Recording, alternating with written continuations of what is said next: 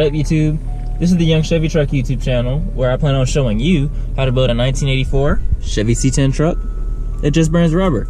Not necessarily meant to be fast, only meant to be fun for you. So, and in this episode, I'm gonna show you how to survive without your gas gauge. Now, I am gonna be showing you how to be lazy, but it's being lazy for good reason. Because not everyone has the time or has the money for the project to be working on a gas gauge when you could be working on more important things such as your motor or your transmission or your rear end or things that really matter, you know? So if you have a funky gas gauge, I'm gonna show you how to survive until you have the time to replace it. And this also isn't for just older cars like myself, like, you know, older car owners like myself. It's also for, you know, people with early 2000s cars that just have a lot of miles on them. For instance, the van sitting right over there, the gas gauge kind of has a second wind, so it'll read like it's on E, and then it'll decide to go back up, and so like you really don't know. So, and the same thing for the truck. You fill it up all the way, it reads to about only a third, and then from a third, it'll go all the way back down to E, and then when it's at E, it'll still have like 6 more gallons in it, because it'll only let me put 10 gallons in, and it's a 16-gallon tank. So, yeah. But in this video, I'm gonna just show you how to survive with it. It's how to live with it until you can, you know, do better. So, yeah. First things first, gotta go ahead and fill up. So basically, the only reason we're filling up is just so we can see our miles to the gallon, so we can better understand how our car acts in these different conditions that we drive in. So what you're gonna do now is fill up your tank all the way up until the pump stops.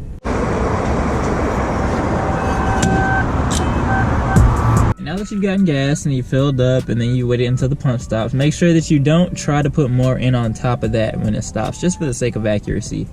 But now that you filled up, don't start your car up just yet. Take a look at your odometer and see where you're at. And take note of that. So I'm at 40,705.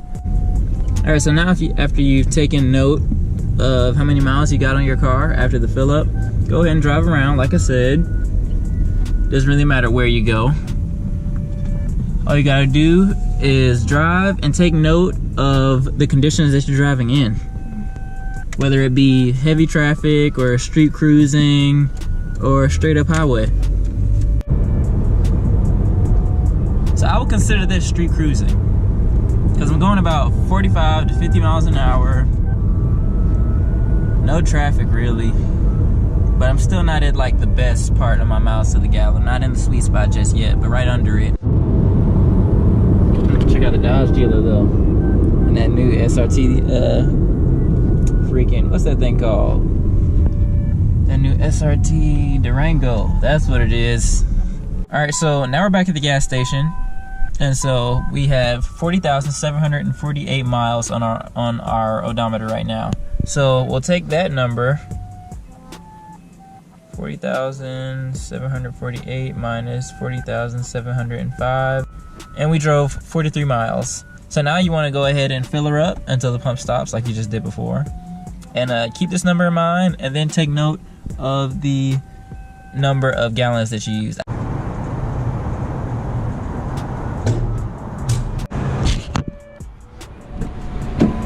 So it turns out we used 1.521 gallons.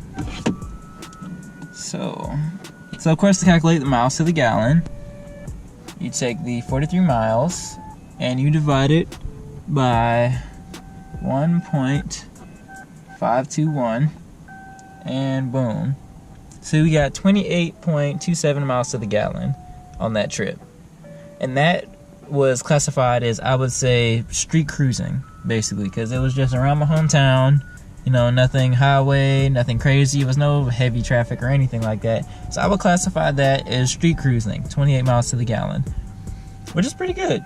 So now what I want you to do is to apply this method to your situation. So basically, we know when we're street cruising that we get 28 miles to the gallon. So we'll take that 28, and let's say we put 5 gallons in the car. Boom. 140 miles is what we can drive under those conditions. So then, let's say if you were on the highway, where I would probably average like a good 34 miles to the gallon, I'm not gonna do that now because, you know, that's a whole nother, you know, a whole nother test, a whole nother subject, a whole nother day. But let's just say I will get about 34 miles to the gallon after I, you know, do the same method, and after I drive around and check and calculate miles to the gallon, I come out to 34 for the highway. I would just take that number and multiply it by, say, okay, we put 7 gallons in the car today, so I can drive 238 miles. So I would literally just take this number and apply it to your odometer. So I have 748 as the last 3 digits of the odometer. So if I added this 238,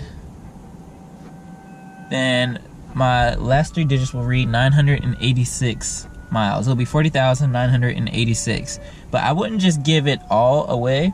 I would leave some leeway, you know. So I would say 950. At about 40,950 miles, I need to be getting gas.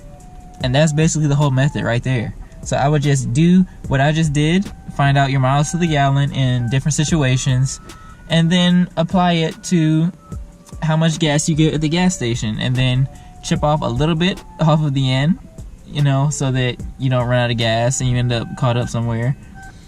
But this way you can just look at your odometer as your gas gauge. Usually your odometer works when your gas gauge doesn't. Mind you, I've been using this method literally for 3 years. I've had the truck for 3 years, and I only ran out of gas one time. Just once. Just because I wanted to see really how far it would go before it ran out of gas. So just keep this method in mind. I mean, if you're one of those guys who really just doesn't have the time or the money to be fixing on something like that, then go ahead, keep this in mind. If you like what you see, go ahead and hit that subscribe. If you like what you see, go ahead and hit that subscribe button. I got a lot of stuff planned for this channel. Got a lot of things coming with this channel. And also, I plan on picking up my 355 engine very soon. So, if you like what you see, like I said, leave a like. Go ahead and hit that subscribe button. I appreciate you watching. Have a good one.